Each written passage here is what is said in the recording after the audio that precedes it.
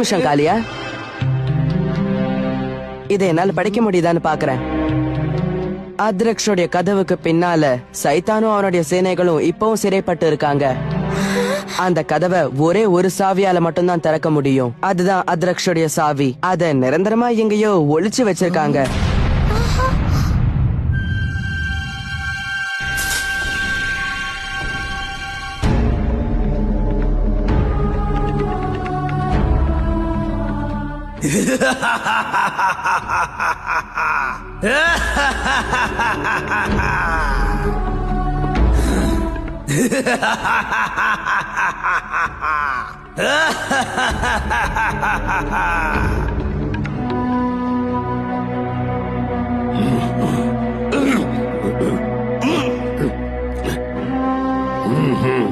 ஒளிச்சு வச்சிருக்கியா?